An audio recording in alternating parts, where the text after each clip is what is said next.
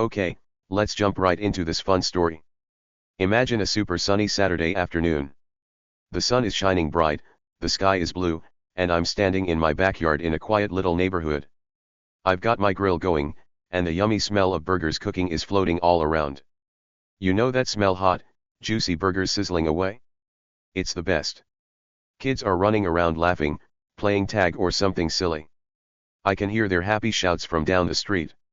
There's soft music playing from my little radio, maybe some fun songs we all know. I'm flipping those burger patties with a big smile, thinking, wow, life is so good right now. Everything feels perfect, like nothing could go wrong. But then oh, here comes trouble. Her name is Karen. Oh boy, if you've ever met a Karen, you know exactly what I mean. She's the kind of person who's always watching everyone, like a hawk with super sharp eyes. She's always complaining about something: too much noise, too many flowers, or even if your dog barks one time. Karen lives next door, and she's the boss of our neighborhood group called the HOA. That stands for Homeowners Association, but to her, it means she's the queen of everything. She acts like she owns every single piece of grass, every tree, and even the air we breathe. Before I tell you more, I've got a quick question for you. Have you ever had a nosy neighbor like Karen? Someone who's always peeking over the fence or telling you what to do? Drop a yes or no down below in the comments, I want to know.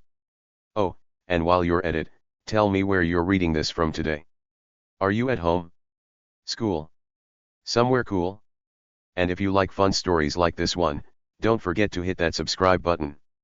That way, you won't miss the crazy stuff that's about to happen next. Trust me, you'll want to stick around. So, back to the story. I'm flipping my burgers, minding my own business, when I look up and see Karen.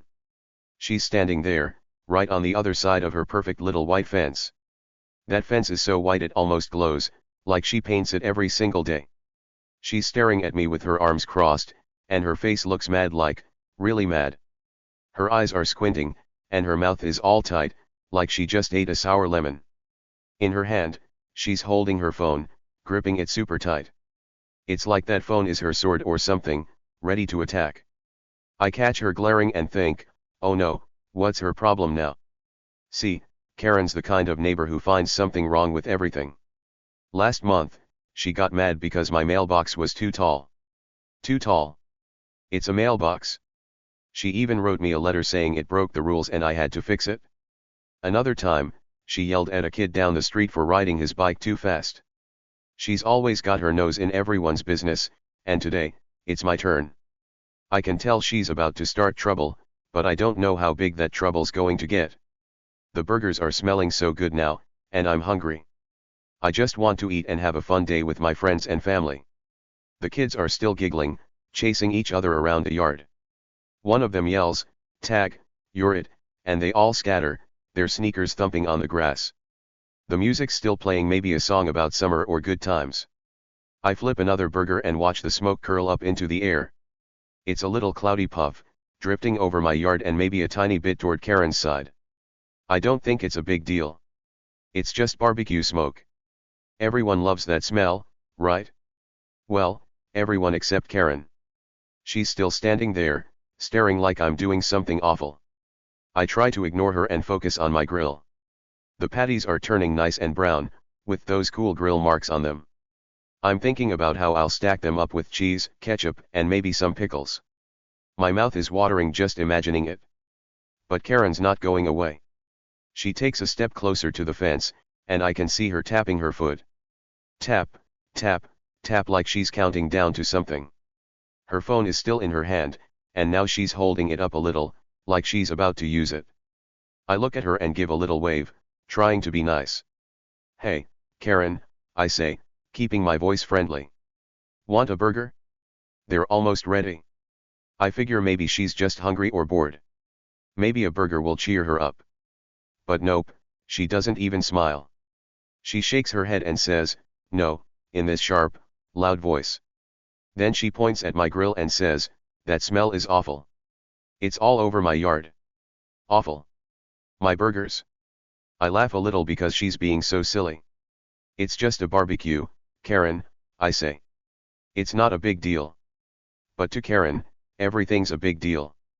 She's the queen of making small things huge. Her face gets even madder, and she says, "This is against the rules. I'm going to call someone." Call someone? Over burgers? I roll my eyes and keep flipping my patties. I'm not scared of her little threats. She's always saying stuff like that.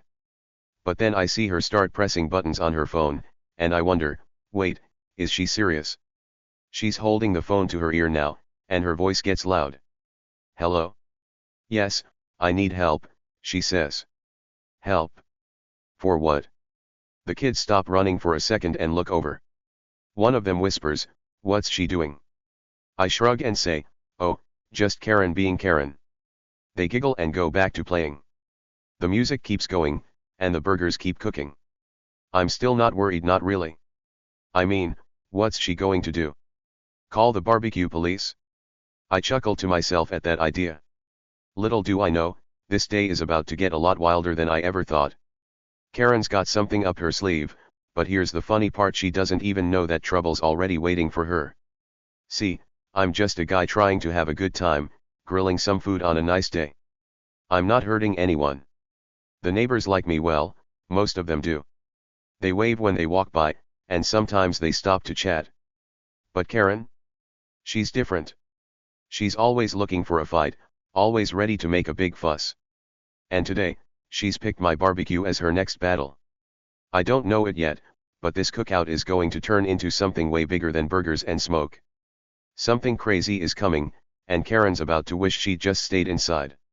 So there I am, standing by my grill, watching the smoke, listening to the kids, and feeling the sun on my face. Karen's on her phone, talking fast and loud. I can't hear everything she's saying, but I catch bits like emergency and right now. Emergency? Over this? I shake my head and smile. She's so dramatic. But deep down, I'm starting to get curious. What's she up to? And why does she care so much about my barbecue? I'm about to find out, and trust me, it's going to be a big surprise. A surprise even Karen doesn't see coming. Okay, so here we are, things are starting to heat up, and not just because of my grill. Karen, my grumpy neighbor, is on the move. She stomps over to my yard, her flip-flops making loud slapping noises on the pavement. Slap, slap, slap, each step sounds mad, like her feet are yelling too. She stops right by my fence, points at my grill, and shouts, "That smell is a violation. I'm calling 911, this is a health hazard." Her voice is so loud, I bet the whole street can hear her. A health hazard? I blink at her, confused. It's just burgers. Juicy, yummy burgers cooking on my grill. They smell awesome, not dangerous. I laugh a little because she's being so silly. "Karen," I say, trying to keep it light, "it's a barbecue, not a chemical spill. I mean, come on, does she think I'm pouring yucky stuff in the air? It's meat and fire, that's all." But Karen doesn't laugh back.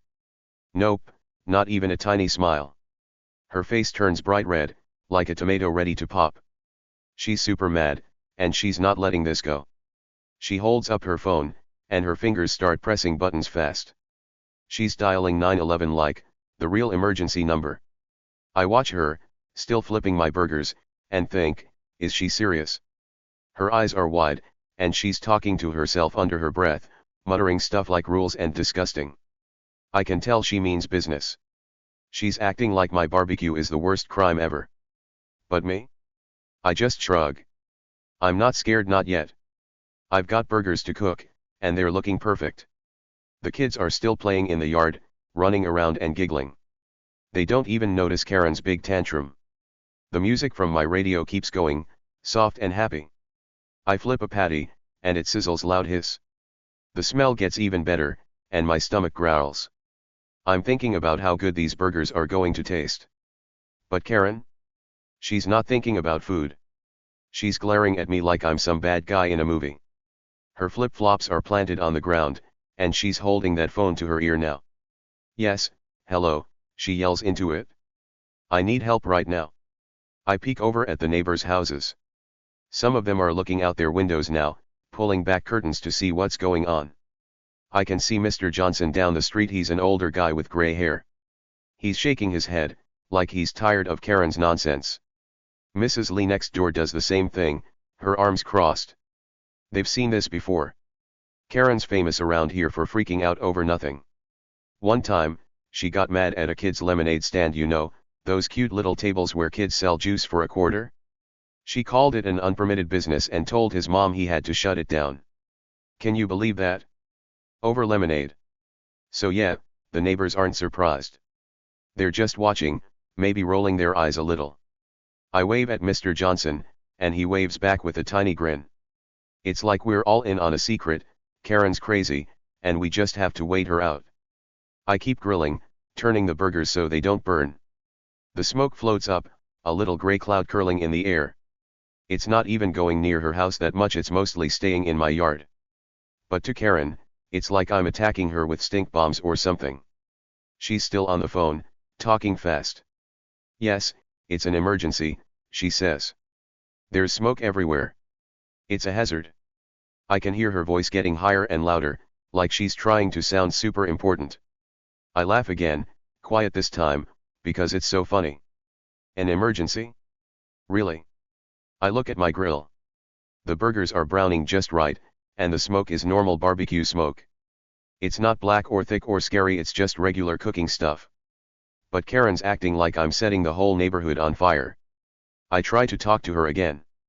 Karen, calm down, I say, holding up my spatula. It's just food. Want to try some? I figure maybe she's hungry, and that's why she's so cranky. Maybe a burger will fix her mood. But she shakes her head hard, her hair bouncing. No, she snaps. This is against the rules. You can't do this. Rules? I don't even know what she's talking about. The HOA has rules, sure, but I'm pretty sure no BBQs isn't one of them. I've seen other people grill here before, and she never cared then. Why me? Why now? I shrug again and turn back to my grill. Let her call whoever she wants, I'm not stopping my cookout. The kids run by, one of them shouting, "Can we eat soon?" I nod and say, "Yep, almost ready." They cheer and keep playing. The sun's still shining, the music's still humming, and everything's fine in my little world. Karen's tantrum isn't going to ruin my day. At least, that's what I think. I'm not worried yet. She's just being her usual loud, bossy self. But here's the thing I don't know yet, Karen's got a bigger problem coming her way. It's not my barbecue smoke she should be worried about. Trouble's already sneaking up on her, quiet and sneaky, like a cat creeping through the grass. I don't see it, and she doesn't either. She's too busy yelling into her phone, telling the 911 people all about my dangerous grill. Yes, it's awful, she says. He won't stop. You need to send someone now. I can hear bits of what she's saying, and it's so over the top I almost drop my spatula from laughing. The neighbors are still peeking out. Mrs. Lee's got her phone out now, maybe she's taking a video. Mr. Johnson's just standing on his porch, sipping a drink and watching like it's a show. They know Karen's like this. She once called the city because someone's dog barked too much. Another time, she complained about a car parked wrong on the street. She's the queen of big, loud fights over tiny things. And today, my barbecue is her target. I'm still not scared, though. I mean, what's she going to do? Get the cops to arrest me for cooking? That's nuts. I flip another burger and watch the juices drip down. It's going to be so good. I grab a bun and start setting up cheese, ketchup, maybe a pickle or two. Karen's still on her call, pacing back and forth by the fence. Her flip-flops slap louder now, like she's trying to stomp holes in the ground. Hurry, she yells into the phone. This is serious. I shake my head and smile. She's so dramatic, it's almost funny. But deep down, I'm starting to wonder, what if someone actually shows up? What if she's not just bluffing this time? I push that thought away and focus on my grill. The burgers are almost done, and the kids are getting excited. The day's still good, and I'm not letting Karen ruin it. Not yet. What I don't know, what nobody knows yet, is that Karen's about to get a big surprise. She thinks she's in charge, calling 911 like she's the boss of everything. But something's already waiting for her, something she can't boss around. Trouble's coming, and it's not because of my barbecue. It's because of her. And soon, We're all going to find out why. Okay, things are getting wild now. Picture this, I'm still by my grill, flipping burgers, when suddenly a police car rolls up fast. Its lights aren't flashing, but it stops right in front of my house. Two cops step out, big guys in blue uniforms with shiny badges. They look serious, like they mean business. Karen's standing there by my fence, and when she sees them, her face lights up. She's smirking, like she just won $1 million or something. She points at me and my grill, her finger jabbing the air, and yells, "Arrest him. He's poisoning the air." Her voice is so loud and screechy, it's like a bird squawking. Poisoning the air? I almost laugh out loud. It's just burgers. I'm not dumping stinky garbage or anything crazy. But Karen's acting like I'm some super bad guy, a master criminal with a smoky grill. The cops look over at me, then back at her. One of them, he's got short black hair, raises an eyebrow, like he's not sure what to think. I'm standing there with my spatula in my hand, thinking, great, now I've got to explain BBQ 101 to the police. I mean, come on, it's meat on a grill, not a crime. I wave at the cops and say, hey, it's just a cookout. No big deal. I try to sound nice and calm, hoping they'll see how silly this is. The burgers are sizzling, and the smell is so good, way better than anything dangerous. The kids are still running around my yard, laughing and chasing each other. One of them yells, "Are the burgers ready yet?" I nod and say, almost. I'm not worried, not too much. I figure the cops will just tell Karen to chill out and leave me alone. But then something super weird happens. The cops don't even ask me about the grill. Not one question. Instead, they turn to Karen. The other cop, he's taller, with a little beard, says, "Ma'am, we need to talk to you." His voice is low and steady, like he's not joking around. Karen's smirk fades a little, like someone wiped half of it off her face. She blinks fast and snaps, "What? I'm the victim here." Her voice is sharp, and she's pointing at herself now, like she can't believe they're not listening to her. I'm just standing there, spatula still in my hand, totally confused. What's going on? I thought they were here because of Karen's 911 call about my barbecue. But now they're looking at her like she's the one in trouble. I flip a burger and watch, trying to figure this out. The smoke puffs up a little, but it's not bothering anyone except Karen, I guess. She's still by the fence, her flip-flops planted in the grass, but she's not looking so smug anymore. The neighbors start creeping closer now. Mr. Johnson, the old guy with gray hair, steps off his porch and walks a little nearer. Mrs. Lee pokes her head out her door, her eyes big and curious. I can see them whispering to each other, their heads close together. I catch a few words floating over HOA fees and something shady. HOA fees? That's the money we all pay to keep the neighborhood nice, like for fixing the playground or the streetlights. Shady. That means something sneaky or bad. What are they talking about? I'm starting to wonder if this isn't about my barbecue at all. Karen's voice gets louder, cutting through the air. "This is ridiculous," she yells at the cops. "He's the problem. Look at that smoke." She's waving her arms now, pointing at my grill like it's a monster. But the cops don't even glance at it. The tall one with the beard pulls out a little notebook from his pocket. He flips it open and starts writing something. The other cop, the one with the eyebrow, crosses his arms and stares at Karen. They're so calm, like they've done this 1,000,000 times. I swear I see Karen's hands shake a little. Just a tiny wiggle, but it's there. She's holding her phone tight, but her fingers look nervous. What's she hiding? I don't know yet, but something feels funny, like the air is getting heavy, the way it does before a big rain. I flip another burger and lean closer, trying to hear what's happening. The kids are still playing, but they're slowing down now, peeking over at the cops. One of them whispers, "Why are they here?" I shrug and say, "I don't know, buddy. Let's see." The tall cop says something to Karen, but his voice is quiet, and I can't catch it all. I hear report and questions, though. Karen's face changes again, her eyes get wide, and her mouth opens like she's going to argue. "That's nonsense," she snaps. "I called you here. I'm not the one breaking rules." She's yelling so loud now, I bet people 3 streets over can hear her. But the cops don't yell back. They just stand there, cool as ice. The one with the notebook scribbles more, and I'm thinking, what's he writing about? The neighbors are closer now. Mr. Johnson's almost at my fence, and Mrs. Lee's on her lawn, holding her phone like she's ready to record. I hear Mr. Johnson mutter, always knew she was up to something. Up to something? What does that mean? I look at Karen, then at the cops, then back at my grill. The burgers are almost done, and I'm hungry, but I can't stop watching this. It's like a show, and I've got front row seats. Karen's still talking, her voice high and fast. You should be arresting him, she says, pointing at me again. He's the one causing trouble.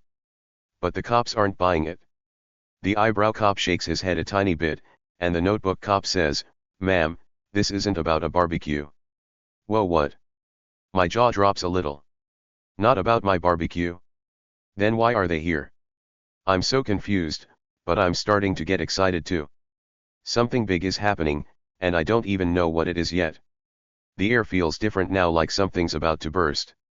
The kids stop running and huddle near me, their eyes big. What's wrong with her? One of them whispers. I shrug again and say, beats me. Let's watch. The neighbors are whispering more. Money and trouble float over to me. Money trouble? With Karen? She's the HOA boss. She's always collecting our fees and telling us what to do. Did she do something bad with that money? My brain's spinning, trying to guess. Karen's hands are definitely shaking now. She tries to hide it by crossing her arms, but I see it. Her face is still red, but it's not just mad anymore, it's worried too. She keeps talking, saying stuff like, "This is a mistake, and you've got it all wrong." But the cops aren't listening to her excuses. The notebook cop looks up and says, "We've got some things to check with you, ma'am." His voice is firm, like he's not messing around. I'm standing there, spatula dangling, totally hooked. What's she hiding? Why are the cops after her? I don't know yet, but I can feel it. Something's coming, something huge. The burgers are ready now, but I'm not even thinking about eating. The neighbors are inching closer, the kids are staring, and Karen's starting to sweat. Trouble's in the air, and it's not my smoke causing it. It's her, and I can't wait to find out why. Okay, here we go. This is where everything gets super exciting. I'm still standing by my grill, spatula in hand, when one of the cops, the tall one with the little beard, steps closer to Karen. He's got a serious look on his face, like he's about to drop a big surprise. Karen's still by my fence, her arms crossed, acting all mad and bossy. But then the cop says something that changes everything. "Ma'am," he says, slow and clear, "we're not here about a barbecue. We're here because of a report about missing HOA funds, thousands of dollars. And your name keeps coming up." Boom. It's like a thunderclap in my head. My jaw drops so fast I almost drop my spatula too. Missing HOA funds. Thousands of dollars. And Karen's name? I can't believe it. I look at her, and her face, oh man, it's wild. All that red, angry color drains away, and she goes white as a piece of paper. Her eyes get huge, and her mouth opens, but no words come out at first. She stammers, "That's ridiculous. I'm the president." I'd never. She's tripping over her words, trying to sound big and important, but the cop cuts her off fast. "We've got evidence, ma'am," he says, super calm. "Bank records. Witnesses. Witnesses. Bank records." My brain is spinning like a top. I'm just standing there, one burger half cooked on the grill, staring like I'm watching a movie. The smoke's still puffing up a little, but I don't even care about that anymore. Karen, the HOA tyrant who's always yelling at everyone, was in big trouble. This is nuts. Let me tell you about Karen real quick. She's the lady who fined me last month because my mailbox was too tall. Too tall. It's a mailbox, not a skyscraper. She wrote me a mean letter and made me pay $20 because it broke some silly rule. She's always bossing us around, telling us what we can't do, like no loud music, no fun decorations, no nothing. And now the cop's saying she's a thief? My head's buzzing with questions. Karen's still trying to talk. "This is a mistake," she says, her voice all shaky now. "I didn't do anything wrong." But the cop with the notebook, he's the one with short black hair, shakes his head. "We've got proof," he says. "People saw things. The money's gone, and it leads to you." I look around, and the neighbors are going crazy. Mrs. Lee gasps loud, her hand over her mouth. Mr. Johnson's eyes get wide, and he yells, "I knew it." His voice booms across the yard, and a couple other people nod, like they've been waiting for this. Turns out, and this is the big, juicy part, Karen's been sneaking money from our HOA dues. HOA dues are the cash we all pay to keep the neighborhood nice. It's supposed to fix the playground where the kids swing and slide. It's supposed to pay for the street lights so we can see at night. But Karen? She's been taking it thousands of dollars, and hiding it for herself. Can you believe that? She's been acting like the queen of the block, telling us what to do, while she's secretly stuffing her pockets with our money. I'm standing there, burger forgotten, just watching this unfold. Karen's face is so white now, she looks like a ghost. Her hands are shaking bad, and she drops her phone in the grass. Plop, it lands right by her flip-flops. She doesn't even pick it up. She's too busy staring at the cops, her mouth opening and closing like a fish. "No, no, no," she says. "You've got the wrong person." But the tall cop steps even closer and says, "Ma'am, we've been looking into this for weeks. It's not a mistake." Weeks. They've been watching her for weeks. My eyes get big, and I look at the neighbors. They're all closer now, standing on my lawn, whispering and pointing. Mrs. Lee says, "She always acted so fancy." Mr. Johnson nods and adds, "I saw her buying new stuff like that big TV last month." A big TV? With our money? I'm starting to put it together. Karen's always complaining about rules, but she's been breaking the biggest one, stealing. The kids in my yard stop playing completely. They're huddled by me now, staring at Karen and the cops.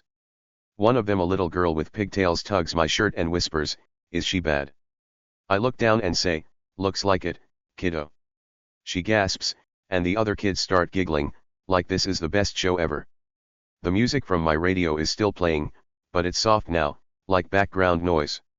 The burgers are sitting there, half cooked, but I'm too hooked to care. Karen's voice gets loud again. "This is crazy," she yells. "I called you about him." She points at me, her fingers shaking. "He's the one breaking rules with that stupid grill." Stupid grill? My grill's awesome. But here's the funny part, she's been calling me a criminal over some barbecue smoke, when she's the real bad guy. I almost laugh, but I'm too shocked. The cop with the notebook looks at me for a second, then back at her. "This isn't about smoke, ma'am," he says. "It's about the money." The neighbors are buzzing now, like bees in a hive. Someone yells, "She fined me for my flowers." Another person says, "My dog barked once, and she charged me $10. Everyone's got a story about Karen being mean, and now we know why she was so bossy. She was hiding something huge. I think back to all the times she yelled at us. All those fines, all those rules while she was sneaking our cash. It's like a big, sneaky trick. Karen's not smirking anymore. She's sweating, and her eyes are darting around, like she's looking for a way to run. But the cops are right there, blocking her in. The tall one says, "We've got bank papers showing where the money went. And people who saw you move it." Move it? Like, she took it and hid it somewhere? My mind's racing. Where'd she put it? In her house? A secret box? I'm dying to know. The neighbors gasp again, louder this time. Mr. Johnson shakes his fist and says, "That's why the playground's still broken." Mrs. Lee nods and adds, "And the street lights flicker all the time." It's all making sense now. We've been paying our dues every month, but nothing's getting fixed. Karen's been taking it thousands of dollars and pretending everything's fine. And then she has the nerve to yell at me about my barbecue. I'm just standing there, spatula dangling, watching her squirm. She's not the big boss anymore. She's scared. "I didn't do it," she says again, but her voice is weak now, like she knows no one believes her. The cop with the notebook flips a page and says, "We'll sort this out downtown, ma'am." Downtown? Like, at the police station? Whoa, this is getting real. The burger on my grill is totally forgotten now. The smoke's still drifting up, but it's nothing compared to the storm hitting Karen. She's the HOA tyrant who's been picking on us all, and now the truth's out, she's a thief. The neighbors are cheering a little, like they're happy she's caught. I'm just amazed, watching it all go down. Karen called the cops on me, but they're here for her. What a twist. Alright, here's where it all wraps up nice and happy. The cops are standing right in front of my grill, and they've got Karen now. The tall cop with the beard pulls out handcuffs, shiny silver ones, and snaps them on her wrists. Click, click. Karen's eyes get huge, and she starts yelling, "This is a mistake. You'll hear from my lawyer." Her voice is loud and squeaky, like she's trying to scare everyone. But no one's buying it, not the cops, not me, not the neighbors. We all know she's in big trouble, and she can't talk her way out of this one. The cops don't say much. They just grab her arms, one on each side, and start walking her to their car. It's a blue and white cruiser parked right by my house. Karen's still ranting, shouting stuff like, "I didn't do anything, and you've got the wrong person." But her words sound weak now, like she's running out of steam. The tall cop opens the car door, and they guide her inside. She's wiggling and complaining, but they shut the door, bam, and it's quiet for a second. Well, except for the sound of my burgers sizzling. I flip a burger on the grill and watch as the police car starts to move. The tires crunch on the road, and Karen's face is pressed against the window, still yelling something I can't hear. I give a little wave "Bye, Karen," and smile as they drive off. The neighbors go wild. They start cheering, real, loud cheers. Mr. Johnson claps his hands and shouts, "Good riddance." Mrs. Lee jumps a little and yells, "Best barbecue ever." Everyone's laughing and talking, like a big weight's been lifted off our street. I stand there, spatula in hand, feeling pretty great. The kids run over, giggling, and one of them says, "She's gone." I nod and say, "Yep, looks like it." The burgers are finally done, nice and brown with melty cheese, so I start handing them out. The kids grab some, and the neighbors come closer, smiling big. The music's still playing soft in the background, and the sun's shining bright. It's like the whole day turned into a party after Karen left. Later that week, we found out the whole story. Turns out, Karen had taken over $10,000 from our HOA money. That's a ton of cash, like, more than I can even imagine. She'd been sneaking it for months, maybe even a year, and hiding it somewhere. We don't know where yet, maybe under her bed or in a secret bag, but the cops said they'd figure it out. That money was supposed to fix our playground and keep the streetlights working, but Karen wanted it for herself. No wonder nothing got fixed around here. The neighborhood had an emergency meeting a few days later. Everyone showed up: Mr. Johnson, Mrs. Lee, all the families. We sat in the community room, and people were still buzzing about Karen. Someone said, "She fined me for my dog." Another person added, "She hated my flowers." We were all tired of her silly rules. So, we voted for a new HOA president, Mrs. Lee. She's nice and fair, and she promised no more dumb fines for stuff like unapproved flower pots or too tall mailboxes. Everyone cheered again when she won. After that, the neighborhood felt different, like it was lighter and freer. No more Karen stomping around, yelling at us. No more mean letters or crazy phone calls. The kids could play loud, and people started putting up fun decorations again. I saw a big sunflower in Mr. Johnson's yard the next day, bright yellow and happy. No one fined him for it. And me? I just kept grilling. The next weekend, I fired up my barbecue again, more burgers, some hot dogs too. The smell floated everywhere, and no one complained. Neighbors waved, kids ran around, and we all ate together. Karen's reign was over, and it felt so good knowing she couldn't boss us around anymore. She thought she'd ruin my day with her 911 call, but instead, she got caught. Justice was served right in front of my grill. Okay, let's wrap this up with something cool to think about. So, here's the thing, sometimes the loudest people, the ones who yell a lot and point fingers at everyone else, are hiding the biggest secrets. Think about Karen. She was always stomping around our neighborhood, acting like she was the boss of everything. She'd shout about my barbecue smoke or someone's flowers, pointing at us like we were the bad guys. But guess what? She was the one doing sneaky stuff all along. She thought she could boss everyone around forever, but she didn't see the truth sneaking up behind her like a quiet shadow that finally caught her. Karen's big secret came out, and boom, justice hit her right in front of my grill. She was so busy yelling at me, she didn't notice the cops were really there for her. All that time she spent being loud and mean, she was hiding something huge, stealing our money. It's funny how things turn out sometimes. The person who acts like they're perfect might be the one with the most to hide. And when the truth comes out, it's like a big surprise party no one saw coming, except this time, Karen didn't get cake. So, here's a little tip: next time you meet a Karen, someone who's always complaining or telling you what to do, just smile and wait. Don't get mad or yell back. Just watch, because the real story might be way bigger than you think. Maybe they're pointing at you to keep everyone from looking at them. Karen thought she was smart, but in the end, she wasn't. The truth always finds a way to show up, like the sun popping out after a cloudy day. And when it does, it feels so good, like winning a game you didn't even know you were playing. I learned something from all this. People who act big and loud don't always have the power they pretend to have. Karen seemed scary with her rules and her fines, but she was just covering up her own mess. The quiet ones like me, flipping burgers, or the neighbors watching from their windows sometimes end up okay. We didn't fight her with yells or mean words. We just kept going, and the truth did the rest. That's pretty cool, right? You don't always have to be the loudest to win. What about you? Have you ever seen justice served like that, where the bossy person gets caught and everyone else cheers? Maybe at school, with a kid who's always tattling, or at home, with someone who's super picky? I'd love to hear your stories. Drop them down below in the comments. Tell me what happened and how it felt. Did it make you smile like I did when Karen got hauled away? Let's share some fun ideas. So yeah, that's my story.